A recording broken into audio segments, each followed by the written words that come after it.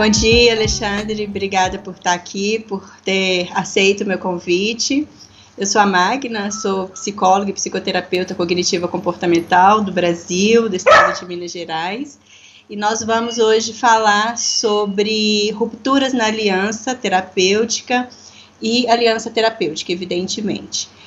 O meu convidado é Alexandre Vaz, ele é doutorando em psicologia clínica, investigador dos mecanismos de mudanças em psicoterapia, da importância do feedback em psicoterapia, estudos no autodesenvolvimento do psicoterapeuta no ISPA, Instituto Universitário em Lisboa, psicólogo clínico que acompanha adultos e adolescentes no ISPA, Instituto Universitário de Lisboa, membro da Society for Psychotherapy Research, SPR, e da Society for Exploration of Psychotherapy Integration, CEP, onde colabora com profissionais de todo o mundo para disseminação e investigação de integração em psicoterapia. Além disso, ele é criador da série Psychotherapy Expert Talks, de onde eu o conheço através do canal no YouTube, fantástico, vale a pena, onde ele entrevista os mais importantes psicoterapeutas e presidentes de sociedades de psicoterapia do mundo. Muito obrigado, Magna. Bem-vindo. Muito obrigado, fico muito contente por estar aqui a conversar contigo e a falar daquilo que eu gosto mais, não é? Que é investigação e psicoterapia, portanto, bora lá. Nossa, fantástico, está sendo um prazer te conhecer, trazer um pouquinho de Lisboa, de Portugal aqui para o Brasil, Exato. Em terapia cognitiva. Eu sou professora, né, eu faço formação em terapia cognitiva, comportamental aqui no Brasil, e conheci o seu canal através do YouTube, fiquei encantada. Que bom que você respondeu meu e-mail, que a gente pode agora ter essa conversa que a gente está tendo. De acordo. E a gente conversou antes, né, Alexandre, sobre a nossa experiência com a terapia cognitiva, a minha experiência com a terapia cognitiva aqui no Brasil, com formação e com o meu trabalho clínico também. E eu achei que seria interessante passar para os outros terapeutas, para os nossos colegas, um pouquinho da sua experiência, que é muito vasta, é muito ampla, é bastante interessante. E para isso eu gostaria de falar com você hoje sobre aliança terapêutica. Bem, acho que uma coisa importante é dar logo um contexto, uma contextualização histórica.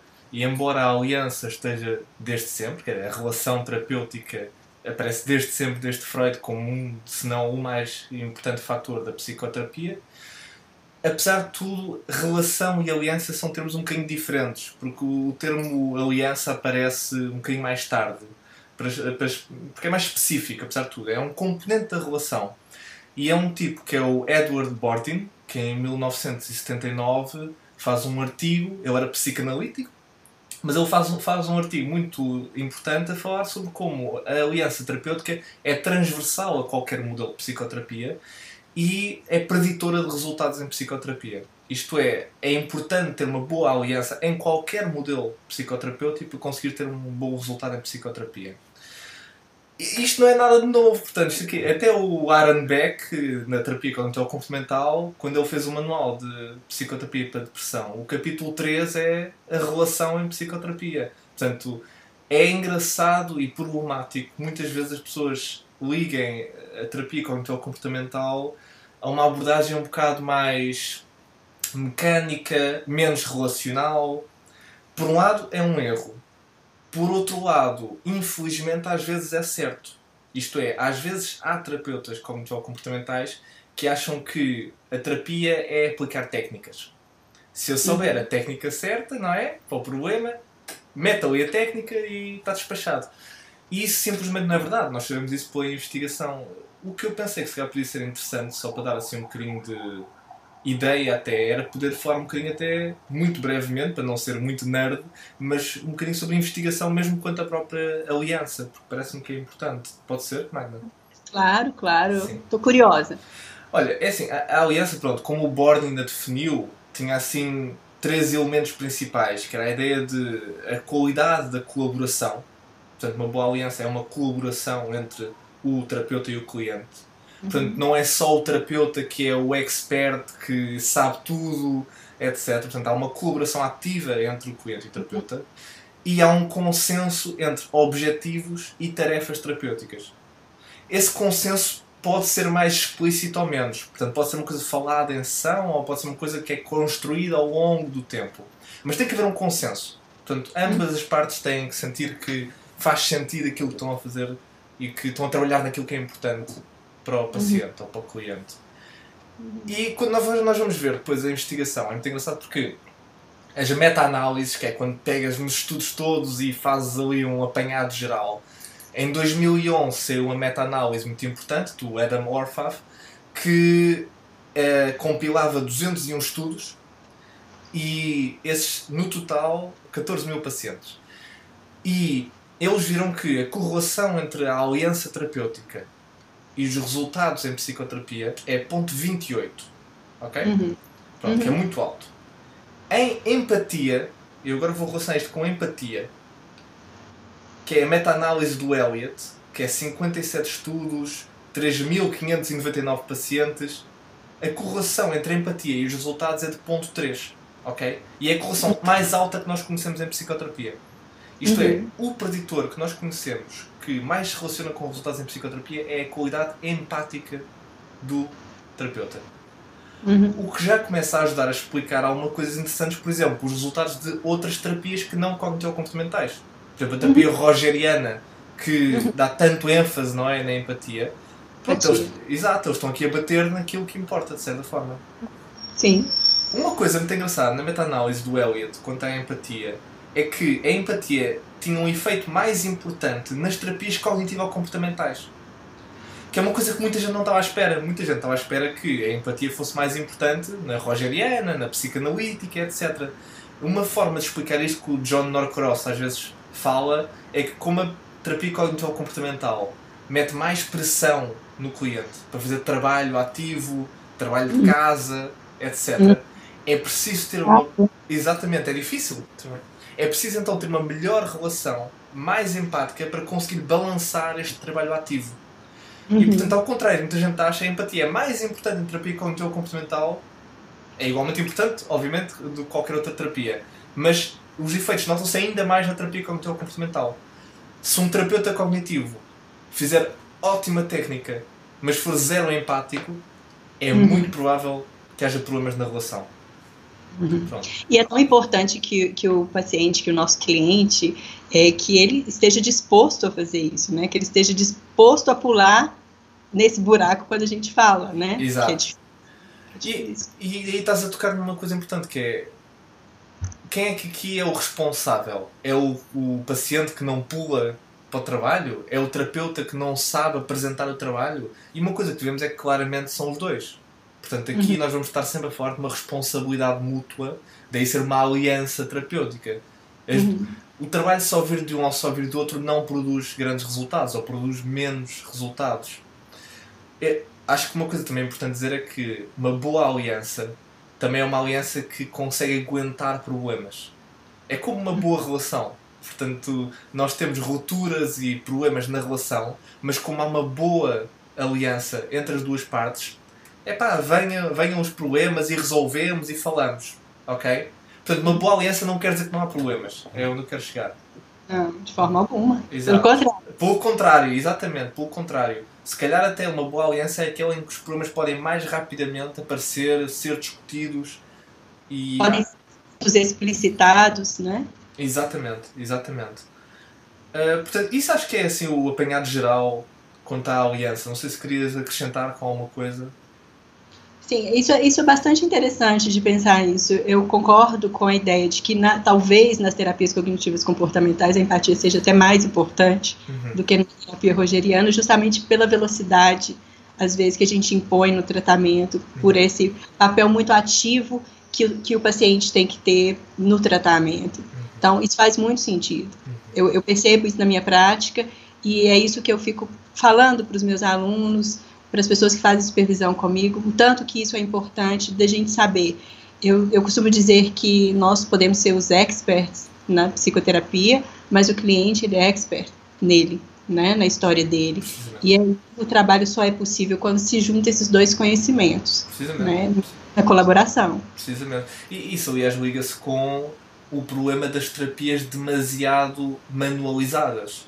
Portanto, quando nós vamos com um plano já demasiado estruturado de como é que a sessão 1 deve ser, como é que a sessão 2 deve ser, o mais provável é que o cliente não siga esses passos tão rígidos, tão manualizados, e das duas uma, ou o terapeuta larga o manual e consegue ser flexível, ou o terapeuta é rígido e promove essas tais rupturas, esses tais problemas. Porque o cliente sente que este tipo não está a ouvir, está mais interessado em fazer isto num ritmo que eu não consigo. E, portanto, essa flexibilidade é uma coisa que nós sabemos hoje em dia. Portanto, a investigação também nos diz que os terapeutas mais flexíveis, de uma forma estruturada, são aqueles que têm melhores resultados. Portanto, sim.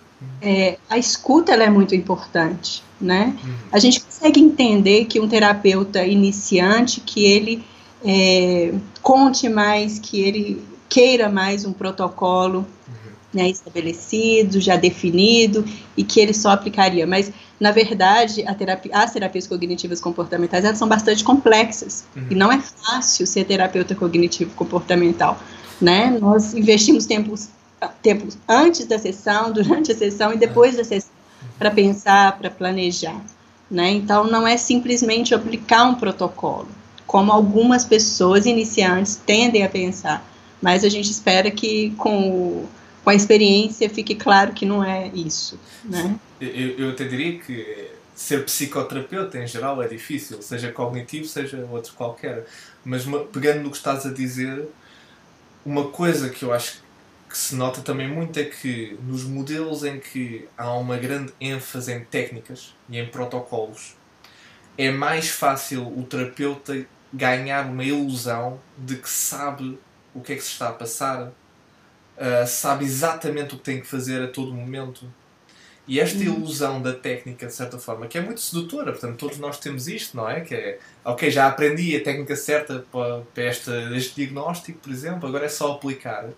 Isto é muito problemático, porque há muitas variáveis que escapam a este tipo de diagnóstico. Portanto, há muitas características do paciente, tem a ver com características pessoais, características não diagnósticas, etc., que têm que ser tidas em conta. E que se nós formos só técnicos a aplicar técnica atrás de técnica, e tu disseste muito bem, e concordo completamente, que acho que o cliente é o expert dele próprio.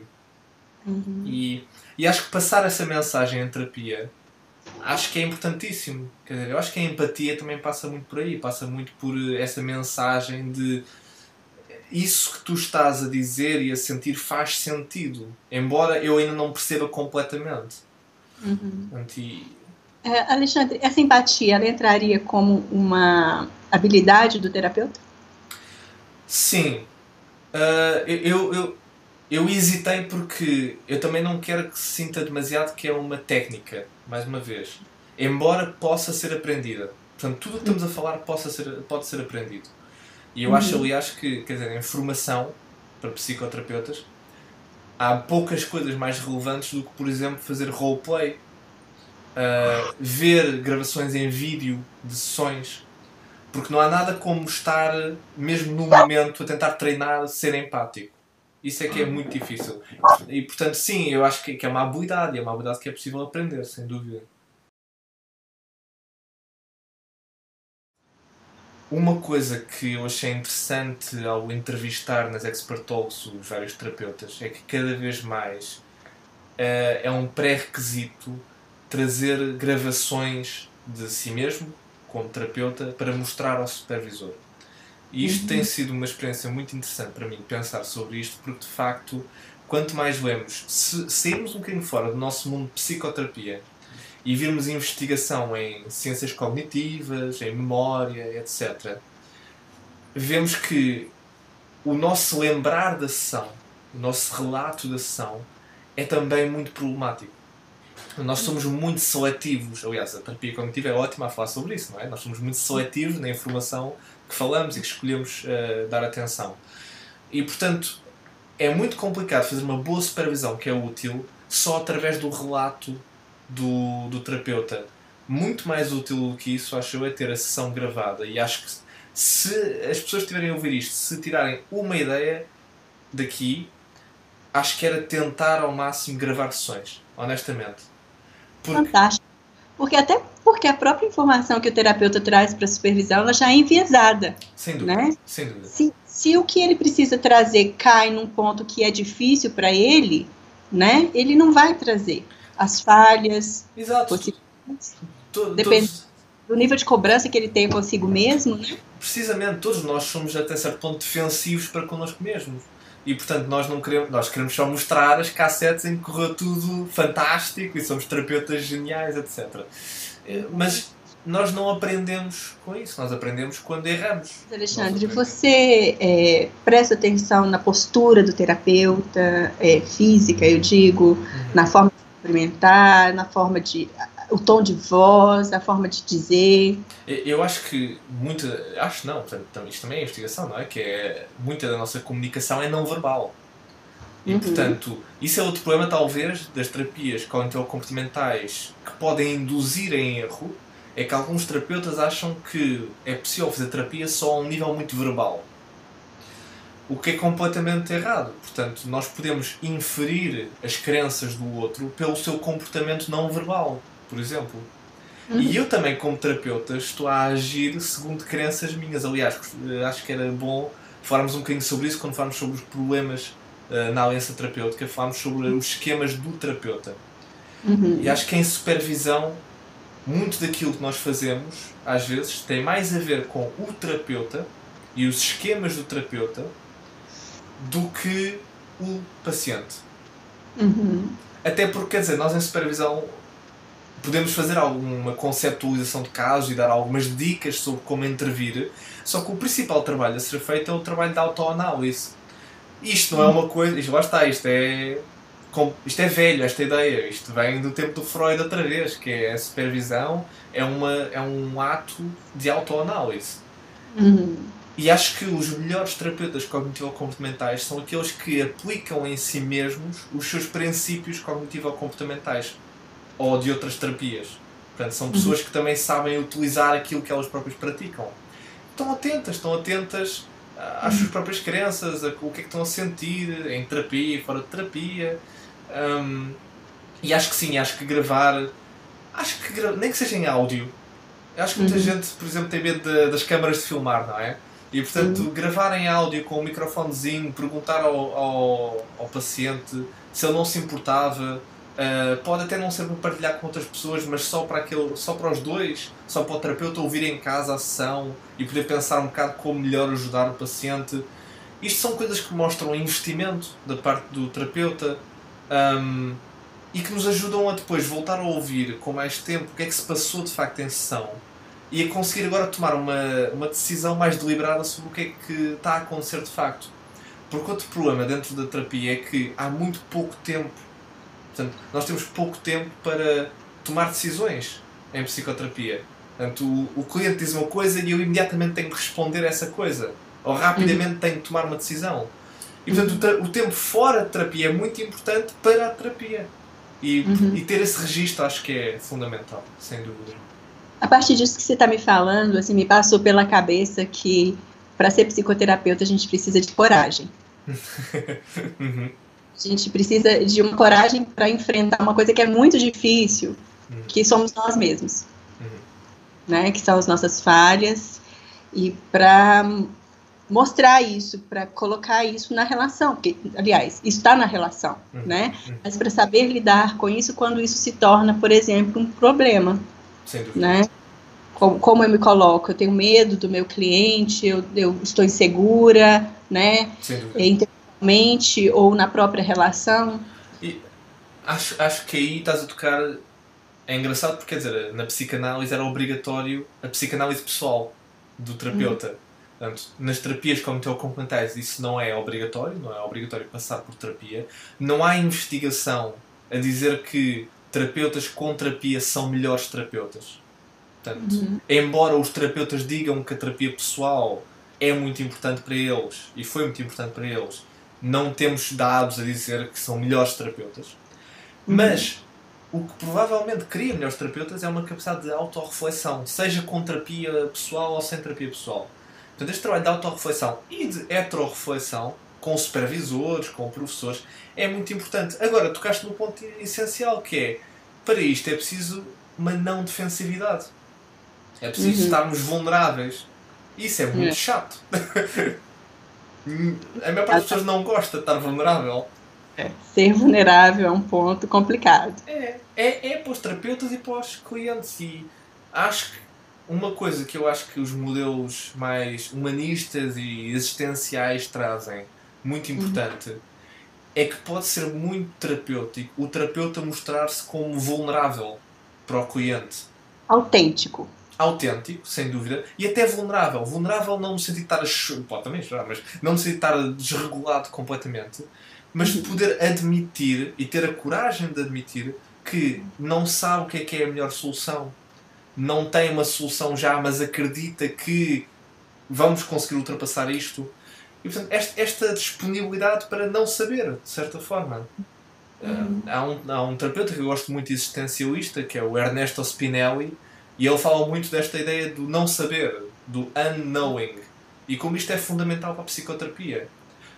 E lá está, e isto relaciona-se muito com, se por um lado, isto são paradoxos. Por um lado somos terapeutas com técnicas e sabemos mais ou menos certos esquemas, ou achamos saber certos esquemas de como é que podemos ajudar as pessoas, mas por outro lado não sabemos como melhor ajudar esta pessoa em concreto. E portanto isto é sempre co-construído, a tal ideia da aliança. Estamos sempre os dois a construir a melhor forma de ajudar a pessoa. Magda, podia ser útil se calhar falarmos sobre os esquemas do terapeuta. O que é que parece? Sim. Fantástico. Boa. Então olha, um tipo que eu gostava muito era o Albert Ellis, e ele dizia que nós temos que cuidar do terapeuta, aliás, temos que cuidar do cliente mais difícil, que somos nós mesmos. Nós somos o nosso cliente mais difícil. E isto não é nada formal, isto vem de alguma investigação, mas pronto, isto é também com base na experiência de alguns terapeutas. Eu vou resumir isto em duas categorias, que são os esquemas de exigência do terapeuta e os esquemas emocionais do terapeuta. E nos esquemas de exigência do terapeuta vemos crenças rígidas do terapeuta, que ele às vezes acredita sempre, outras vezes acredita de vez em quando em sessão ou fora de sessão. E são coisas do género, o terapeuta achar que tem que curar todos os meus pacientes, tem que saber exatamente o que fazer a todo momento, não posso mostrar-me hesitante, não posso mostrar-me vulnerável em psicoterapia, nunca podemos perder tempo em psicoterapia, tenho que ser admirado e respeitado pelos meus pacientes todos, a todo momento. O meu paciente, e também há as exigências para com o paciente. O meu paciente tem que colaborar a todo momento, ele tem que fazer os trabalhos de casa todos. Se eu me estou a esforçar como psicoterapeuta tanto, então ele obviamente tem que me ouvir e respeitar e fazer tudo o que eu digo, porque eu é que sei o que é melhor para ele. E, por último, a crença do psicoterapeuta de que a terapia não devia ser tão difícil. Pronto. E estas crenças de exigência relacionam-se diretamente para como é que um terapeuta se posiciona na relação em psicoterapia. Porque se um terapeuta achar, por exemplo, que deve a todo momento saber o que é que se está a passar, vamos ter um terapeuta ou ansioso ou hipercontrolador. Nada flexível. Ou se o terapeuta achar que o cliente tem que gostar dele, por exemplo, temos aqui um problema, porque temos um terapeuta facilmente manipulável, por exemplo. Isto então, em termos de perturbações de personalidade, é muito complexo, muito complicado. Um terapeuta que precisa muito da validação do cliente. E portanto, tudo o que é estes esquemas são pontos importantes, acho eu, para um terapeuta cognitivo. Isto faz sentido, Magda? Nossa, isso é fantástico, pensar desse jeito. Eu trabalho com personalidade, né? Eu tenho estudado personalidade, é um assunto que tem me interessado bastante ultimamente, e pensar essas qualidades do terapeuta, né, que podem se tornar fragilidades, né, e que numa relação terapêutica pode acabar fazendo com que ele se torne um refém, né, um refém o próprio cliente, né? E que o processo não caminhe. Quando aquele ponto do cliente bate com o ponto do terapeuta. E aí você pode acabar entrando no loop, né? Que você não consegue sair. Exato. Isso é fantástico. E envolve, de novo, né, não necessariamente fazer psicoterapia, mas está se analisando, está se pensando, essa coragem de se pensar. E uma ideia interessante, eu acho que é muito legal, é muito interessante poder ser autêntico. Sim. Eu gosto de poder ser autêntica, né? De dizer, eu não sei. Exato. Eu não posso, de dizer, não é. E é impossível dizer isso se estivermos a ser demasiado críticos, ou tivermos uma regra de que não podemos hesitar, de que temos que saber como fazer terapia. Muitas coisas que são aprendidas, né, na própria formação do terapeuta, o que deve, o que não deve. Muitas vezes em supervisão eu recebo questões muito concretas, né, de posso isso ou não posso? Posso atender o telefone? Posso falar o preço ao telefone? Né, o que eu posso? Né, como que eu devo lidar? Então, é esse sair engessadinho mesmo, né, de poder ter essa flexibilidade. Isso é muito importante. Sim. Isso é muito importante, porque todos nós percebemos se uma pessoa é autêntica ou não. Exato. E há essas regras, por exemplo, adoro que tenhas tocado na questão da autenticidade, porque acho que é muito importante, e também a questão, eu falaria também da espontaneidade. Portanto, é muito difícil uma pessoa ser espontânea e livre para experimentar coisas, na vida ou em psicoterapia, se tiver regras muito rígidas sobre como é que devia ser. Portanto, se eu já tiver regras sobre como é que eu devia ser, é muito difícil eu saltar fora. Porque vão-me criticar imediatamente quando saltar fora disso. E, portanto, acho que este quebrar de rigidez do terapeuta é um primeiro passo para, se calhar, ajudar o cliente a quebrar a sua própria rigidez. Eu costumo dizer assim, que a saúde ela é fluida, né? Ela flui. Tudo que é estanque, que é parado, não é legal. Sim. Né? E imagine você, um cliente seu sai do seu consultório, imediatamente já tem outro esperando para entrar. Né? Como que é a sua postura, né? São pessoas diferentes. Logo, a sua postura também deve ser diferente. Sim. Né? E precisa ser, e será diferente. Sim. Num maior ou menor grau, ela será diferente. E o terapeuta precisa estar muito atento para isso. Pessoas diferentes demandam coisas diferentes do terapeuta. Sim. E eu acho que isso é talvez a máxima mais importante para pensar psicoterapia. Essa ideia de que, de facto, as características diagnósticas e não diagnósticas do cliente obrigam constantemente o terapeuta a adaptar-se. Há quem diga que o terapeuta obriga à integração em psicoterapia. O cliente obriga, aliás, à integração em psicoterapia. Isto é, porque o cliente é tão complexo, há tantos tipos diferentes de clientes e pacientes, que nós somos obrigados a conhecer tudo aquilo que é possível conhecer em psicoterapia. Portanto, é um trabalho que nunca acaba. Mas voltamos sempre à questão da autoanálise, sem dúvida. Voltamos sempre à questão de os esquemas do terapeuta. Vamos falar em termos cognitivos, não é? Portanto, os esquemas do terapeuta vão ter implicações em como ele se posiciona em psicoterapia, sem dúvida. E durante um bocadinho, é pena porque durante um bocadinho a terapia cognitiva comportamental focou-se muito nos esquemas do paciente, quase exclusivamente. E não há problema nenhum nisso, porque era preciso investigar isso. Mas felizmente agora nas últimas décadas tem-se vindo a dar mais importância aos esquemas do terapeuta, e acho que isso vai ser muito importante, não só em termos teóricos, mas para a formação de psicoterapeutas e supervisão de psicoterapeutas. Acho que principalmente para a formação e supervisão, acho que é muito importante. E acho que nos ajuda, voltamos à questão de quando vemos vídeos, por exemplo, filmagens de nós a fazer psicoterapia, acho que é um exercício ótimo pensar. O que é que eu estava a pensar? Por exemplo, qual é que era o meu pensamento automático para com isto, para eu fazer isto? E avaliar, e até podemos ser tipo Beck, que é avaliar a validade do nosso pensamento numa certa altura em psicoterapia.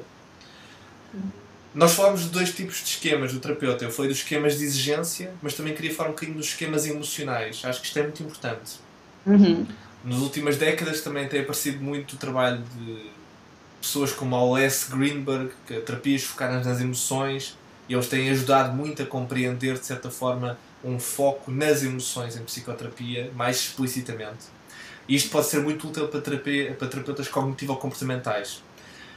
Especificamente, que esquemas é que estamos a falar? Esquemas como, por exemplo, o terapeuta achar que as emoções são irracionais. Se um terapeuta achar muito rigidamente que as emoções são uma coisa caótica. Que falar demasiado sobre emoções é uma perda de tempo. Por exemplo, que um cliente que fala demasiado tempo sobre emoções está-se a queixar. Isto é só queixume e isto não é psicoterapia. Ora, tudo o que eu estou a dizer, isto depois relaciona-se com como é que o terapeuta vai agir em psicoterapia. Se o terapeuta achar que falar sobre emoções é uma perda de tempo, o terapeuta vai interromper mais vezes o cliente, vai dizer coisas invalidantes, vai dizer, nós em terapia cognitiva falamos de crenças e portanto vamos voltar a falar sobre as suas crenças, e a mensagem que estamos a passar ao cliente é: eu não quero saber disso que tu estás a falar. Isso não é importante. Força, sim. Eu estou aqui pensando, você me dizendo disso, e eu fiquei pensando nas diferenças culturais, né? Porque justamente trabalhando com formação de terapeutas, eu sou muito questionada sobre cadê as emoções, Magno? Onde ficam as emoções, né? Cadê? Então, o modelo cognitivo fala isso, mas cadê as emoções? Não, tem as emoções, a gente não pode deixar de lado as emoções. E aí eu fiquei pensando e tentando relembrar aqui das minhas supervisões também. E assim, na minha experiência, né, como professora, a minha única experiência como professora e terapeuta, e supervisora, eu vejo muita necessidade do psicólogo brasileiro, dos que eu já tive contato, de lidar com as emoções, de uma preocupação até, quando está iniciando a formação na terapia cognitiva, se a gente invalida as emoções, se elas têm importância. Só um parêntese, para a gente pensar, né, se não sei, diferença cultural, talvez. Não, ainda bem que falas sobre isso. Não é uma diferença cultural. Eu acho que muita gente acha, erradamente, que fazer terapia cognitiva só se faz a falar sobre crenças. E talvez a terapia, o trabalho cognitivo mais importante a ser feito é através da relação e das emoções. Isto é, eu só porque estou a falar das emoções da pessoa não quer dizer que deixei de fazer terapia cognitiva. Antes, pelo contrário. Eu, quando estou a falar sobre as emoções da pessoa, por exemplo, imaginemos que com a pessoa, com o cliente, está a falar sobre estar triste. Ok? E nós, ao validar, ao dizer que faz sentido ele estar triste quanto a uma certa coisa, isto é terapia cognitiva. Porque eu, ao dizer que faz sentido uma emoção, estou a dizer, de certa forma, estou a dar a cognição de que estas emoções fazem sentido. Desculpa? Uma psicoeducação. Psicoeducação, exatamente, sobre as emoções, exatamente. Portanto, eu, ao validar, estou a dar mensagens cognitivas muito importantes. Estou a dizer que eu não vou rejeitar a pessoa por ela sentir aquilo, que aquilo que a pessoa está a sentir faz-me todo o sentido, que eu estou preocupado com essa pessoa. Portanto, eu acho que muito mais importante do que estar simplesmente a atacar crenças irracionais em terapia cognitiva, é muito importante olhar para o significado daquilo que está a acontecer em psicoterapia. E a validação, por exemplo, pode ser lida de uma forma cognitiva. Eu, ao estar a validar uma emoção, estou a dar significado. Estou a dizer, faz sentido, ainda bem que me está a dizer isso. E, portanto, acho que esta ideia é muito pobre, a ideia de que só estou a fazer terapia cognitiva quando estou a falar de pensamentos automáticos, por exemplo. O que não quer dizer, e eu acho que o que é mais interessante é fazer uma ligação entre tudo. Isto é, conseguir, de alguma forma, apresentar um modelo em que conseguimos mostrar a nós mesmos e ao paciente que a forma como ele está a pensar, a forma como ele está a sentir e a forma como ele está a agir estão completamente interligados. E eu acho que isto é que é o grande insight do Albert Ellis e do Aaron Beck e de todos os que vieram a seguir. É que não são coisas separadas. Portanto, e que nós podemos tanto olhar para o pensamento, como para o comportamento, como para a emoção. E trabalhar cada um deles, porque trabalhar um deles é trabalhar todos. Sim, sim. E acho que, exato. Modelo, né? Não tem como você, como numa engrenagem, não tem como você trabalhar um aspecto sem mudar todos os outros também. Precisamente, exatamente. Não é possível isolar. No sentido contrário, mas nada vai ficar parado se um se mover. Exato. E voltando um bocadinho à investigação que falámos no início da nossa conversa, nós sabemos então que a empatia prediz resultados em psicoterapia. Terapeutas mais empáticos têm melhores resultados. Ora, um terapeuta que tem o esquema de que as emoções fazem sentido, as emoções no geral não são irracionais e que é importante falar sobre emoções, é importante trabalhar com as emoções, então é normal que esse terapeuta seja mais empático em psicoterapia. E por causa disso tem melhores resultados em psicoterapia. Um terapeuta cognitivo-comportamental que acha que as emoções são irracionais, que não fazem sentido e que são uma perda de tempo, vão ser menos empáticos e provavelmente vão criar mais rupturas na aliança. Para as pessoas que estão interessadas nisso, eu acho que era importante deixar a referência de algumas pessoas, nomeadamente na terapia cognitivo-comportamental do Robert Leahy, que falou muito sobre os esquemas do terapeuta, e acho que é uma ótima referência. O Marvin Goldfried é um terapeuta cognitivo-comportamental, mas também fala em geral sobre a importância das emoções em terapia cognitivo-comportamental e trabalho emocional em terapia cognitivo-comportamental. E talvez uma última coisa que eu queria falar quanto às rupturas é o Jeremy Safran. Pronto, o Jeremy Safran é talvez o terapeuta e investigador em psicoterapia que mais trabalho fez em rupturas na aliança, e ele estudou muito, gravou sessões e estudou muito o que é que acontece em psicoterapia que leva a rupturas, a problemas na aliança e como reparar esses problemas, essas rupturas. Nós já falámos muito, não é? Já falámos da autoanálise e de filmar as sessões e de dar atenção aos esquemas do terapeuta, etc. O Safran fala mais especificamente sobre, por exemplo, marcadores de ruptura. Isto é, marcadores. Exato. Portanto, todo psicoterapeuta tem que aprender a dar atenção a marcadores de rupturas na aliança em psicoterapia. O que é que são esses marcadores? Podem ser coisas verbais ou não verbais. Verbais pode ser o cliente a dizer isto é uma perda de tempo, você não me está a ajudar, eu estou a vir para aqui e estou a pagar bom dinheiro na sessão e não estou a ver resultados. Isto são marcadores verbais de ruptura. São muito diretos estes. Há marcadores mais subtis de ruptura, em que o cliente pode dizer: pois, eu acho isto interessante, mas eu também falo disto com os meus amigos e pronto, e não sei bem como é que isto pode ajudar. Portanto, isto pode ser micro-rupturas. Portanto, são assim problemazinhos na relação que têm que ser reparados. Você acha que, por exemplo, uma negação de fazer alguma atividade ou em sessão ou extra-sessão seria um sinal, um marcador de ruptura? Sim, eu acho que quando existe imaginemos que tentamos fazer um trabalho de casa, ou tentamos prescrever um trabalho de casa a um cliente. Porquê que um cliente não faz um trabalho de casa? Há muitas razões.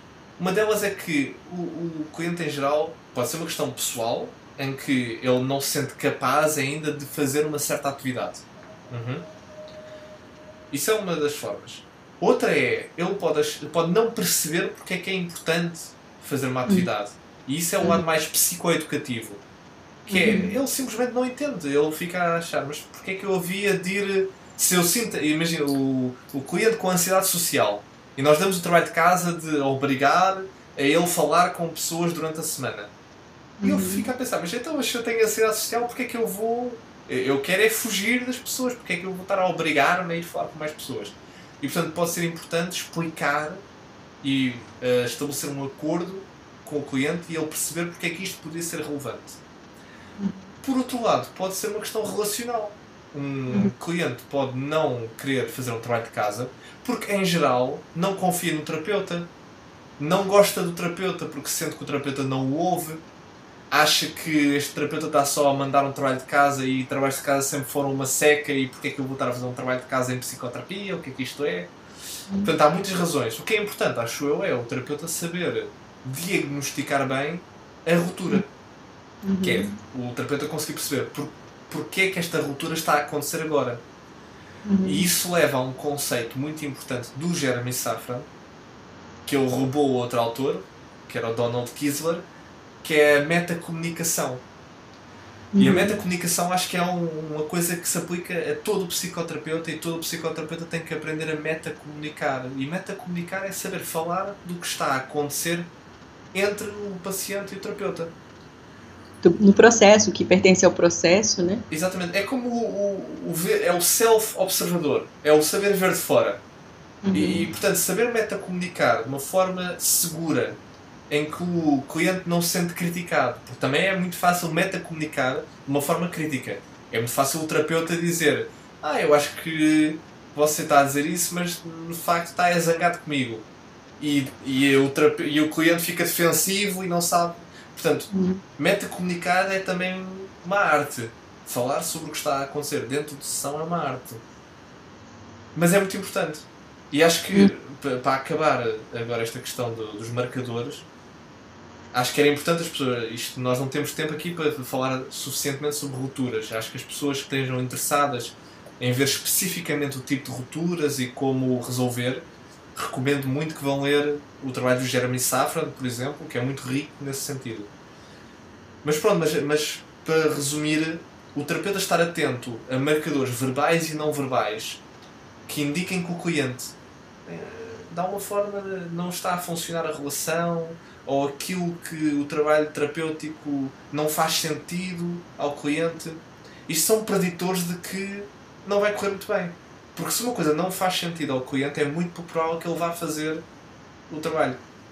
Só para dar uma última nota quanto à terapia comportamental, um dos alunos do Beck, o David Burns, e uma estudante dele, a Jacqueline Parsons, que entretanto ficou também bastante importante na terapia cognitivo-comportamental, eles fizeram alguns estudos sobre porque é que os clientes em terapia cognitivo-comportamental fazem ou não fazem trabalhos de casa. E um fator moderador de trabalhos de casa em terapia cognitivo-comportamental era a empatia, a qualidade empática do terapeuta. De novo a empatia. De novo a empatia. Portanto, os terapeutas mais empáticos e que os clientes sentiam como mais empáticos eram aqueles que conseguiam fazer com que os clientes fizessem mais trabalhos de casa. Terapeutas que apenas estavam a tirar a técnica, menos empáticos, não se metiam nos pés do outro, não conseguiam ser validantes, conseguiam menos vezes fazer com que o cliente fizesse um trabalho de casa. Portanto, está sempre interligado. Esta questão relacional e a questão terapêutica está sempre interligado. Sim. E a gente falando então de rupturas, me ficou uma ideia de que uma ruptura de relação, ela pode ser um ponto muito interessante para a gente conseguir um resultado terapêutico muitas vezes. Por quê? Se o cliente chega e fala assim: olha, eu não estou vendo sentido, eu acho que você não está me ajudando, eu estou vindo aqui e estou te pagando, esse cliente ele está te dando uma oportunidade incrível de ajudar. Ótimo. Né? Ele não virou as costas e foi embora. Ele voltou para te dizer isso. Isso significa que ainda importa, que a relação importa. Fico super contente que tenhas dito isso, Magna, porque tu fizeste aí uma reformulação, um reframing. Portanto, e eu acho que parte da arte é precisamente isso. É uma coisa que podia ser vista como negativa, o terapeuta aceita como positiva. Portanto, e acho que tu tocaste no ponto mesmo que é mesmo essencial, que é quando um cliente apresenta um marcador de ruptura e mostra um problema, isto não deve ser tratado como um problema, uma coisa negativa, mas sim como uma oportunidade.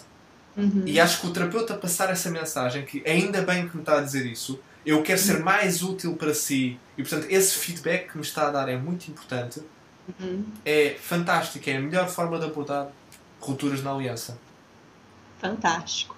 Para a gente resumir então, Alexandre, se é possível, né, resumir, uma vez que o meu paciente, ele me mostra marcadores de ruptura.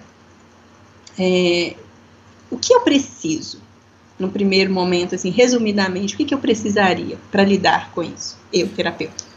Eu acho que a primeira coisa, sem dúvida, é este aspecto de auto-observação. Isto é, o terapeuta tem que conseguir identificar, é o primeiro passo, primeiro identificar, saber, já ter visto, já ter lido sobre, já ter visto gravações, e quando aparece um cliente com marcadores de ruptura, o terapeuta conseguir ler e conseguir dizer, ok, isto é importante dar atenção a isto. Isto é, quando o cliente diz que não está a gostar de uma certa coisa, o terapeuta não puxa para o lado. O terapeuta vê aquilo como relevante. Isso acho que é a primeira coisa, é conseguir identificar o marcador. A segunda coisa é conseguir identificar que tipo de marcador. E eu acho que fazer o matching, portanto, ser flexível e responsivo ao tipo de marcador, é aqui a solução. Porque se o marcador for um marcador de não entender a terapia ou a tarefa, então o terapeuta tem que ir por um caminho. E tem que ser psicoeducativo, etc. Se for um marcador da aliança, da relação, então se calhar vai ser preciso outro tipo de trabalho. E se calhar, por exemplo, o terapeuta vai ter de metacomunicar e podem aparecer coisas como, por exemplo, o cliente dizer: eu sinto que você não está interessado nos meus sentimentos. Ou eu sinto que você está a ser demasiado rápido para mim. E isto é um marcador de ruptura no tipo de trabalho que nós estamos a fazer e na relação. E, portanto, saber identificar isso e esse tipo de aliança e adaptar-nos a isso é o mais importante. Portanto, ter coragem de ouvir isso, de aceitar isso, né? Sem dúvida, sem dúvida. E como tu fizeste há bocado, essa ideia de reformular, que é sempre que aparece uma coisa potencialmente negativa, estar aqui, dar o peito às balas e dizer: ainda bem que me está a dizer isso é muito importante para mim. Isso liga-se muito já agora com uma outra linha de investigação que me interessa muito e que nós fizemos um bocadinho de investigação até aqui em Lisboa, que é o feedback. E só para fazer aqui um resumo também, que é essa ideia que os terapeutas que são mais ágeis a pedir o feedback dos clientes e a adaptarem-se a esse feedback, pode ser um feedback formal, tipo no final da sessão, ou pode ser ao longo da sessão, perguntar como é que está a ser para si a sessão. Faz sentido o que está aqui a acontecer? E ir adaptando constantemente à resposta do cliente. Esses terapeutas que se adaptam ao feedback consistentemente... Olha, por exemplo, em investigação apanhamos que o dropout baixa para metade. O que é fantástico. Os clientes que muitas vezes iriam piorar em psicoterapia, muitos menos deles pioram em psicoterapia. Portanto, o feedback é uma coisa que sempre esteve presente na terapia cognitivo-comportamental. Quem for ler os primeiros manuais de terapia cognitivo-comportamental fala do feedback. Às vezes os terapeutas não o usam suficientemente. Porque uma coisa é pedir feedback sobre se um trabalho de casa funcionou, por exemplo. Outra coisa é pedir o feedback de como é que está entre nós. E os terapeutas muitas vezes não estão tão confortáveis a perguntar isto. Mas às vezes isso é o mais importante, ou quase sempre é o mais importante, é isso. É perguntar. O peso que tem a relação terapêutica, né? A aliança terapêutica. Exato. No processo de psicoterapia. Mas bem pensar em termos cognitivos, o terapeuta que está a perguntar isto e a dizer: por favor, dá-me o feedback negativo, se alguma coisa não estiver a correr bem, diz-me. Um terapeuta que é assim está a modelar esquemas de autoaceitação. Está a modelar ideias como: eu quero saber, não há problema em eu estar errado, eu gosto que alguém me diga quando eu estou errado para eu me poder adaptar, eu quero ser autêntico e flexível contigo. Portanto, há muitas crenças adaptativas, saudáveis, que estão presentes quando nós somos atentos ao feedback. E, portanto, voltamos à mesma questão, que é só o facto de eu pedir o feedback ao cliente já está a mostrar um conjunto de crenças adaptadas, muito valiosas, que eu espero que o cliente vá para fora, vá para o mundo lá fora e que leve com elas. Um cliente que também está mais aberto ao feedback, mais disponível aos problemas nas relações e mais disponível a perguntar o que é que se passa e está mais presente. Também é um cliente com uma melhor qualidade de vida. Uhum. E portanto tudo o que nós estamos a falar que corre bem dentro de sessão é aquilo que é importante também fora de sessão. Uhum. Sim, fantástico. Fantástico. Alexandre, mais alguma coisa que você gostaria de acrescentar para a gente, brasileiros e não brasileiros? Olha, fico muito contente que estejas aí a trabalhar arduamente para conseguir disseminar o modelo cognitivo-comportamental, por um lado. Queria muito deixar a última mensagem que, mesmo que um terapeuta se identifique como cognitivo-comportamental, não há problema nenhum, e é muito bom ler outras abordagens em psicoterapia. É até muito importante estabelecer um diálogo entre abordagens, porque nós não somos inimigos uns dos outros. Nós somos todos colegas, somos colaboradores. E nós temos todos a aprender muito uns com os outros. E uma última mensagem, portanto, eu identifico-me como um psicoterapeuta integrativo e, portanto, é normal que eu diga isto. Mas mesmo para um terapeuta assumidamente psicanalítico, cognitivo, uma sociedade como a SEPI, como a Society for Exploration of Psychotherapy Integration, do qual eu faço parte, é um ambiente fantástico porque vêm pessoas de diferentes orientações e discutem e veem o mesmo caso de visões diferentes e conseguem colaborar. E eu acho que isso é muito importante. Acho que é muito importante em psicoterapia nós não sermos inimigos uns dos outros. E infelizmente isso aconteceu. Diz? Isso acontece também em Portugal? Acontece em todo lado, sim. Em Portugal também. Sim, sim. Sim. E é uma pena. E acho que espero que os próximos anos isso diminua muito. A última mensagem é a mensagem quase psicanalítica, mas completamente cognitivo-comportamental também, que é darmos atenção a nós mesmos. Portanto, e o nosso cliente mais difícil somos nós mesmos. E o melhor psicoterapeuta é o psicoterapeuta que consegue autoanalisar-se, sem dúvida. Sim. Nossa, fantástico. Amei as informações, as trocas. Eu estou encantada de novo. Estou encantada com o seu trabalho. E eu fico muito contente pelo convite, Magna. Muito obrigado. Indico o canal no YouTube para que, né, a gente possa entender um pouco mais, ouvir um pouco mais os mestres, né, os nossos mestres, os autores dos livros que o Alexandre entrevistou. E, de novo, agradeço muitíssimo por estar aqui comigo para falar para nós sobre a psicoterapia. Obrigado. Muito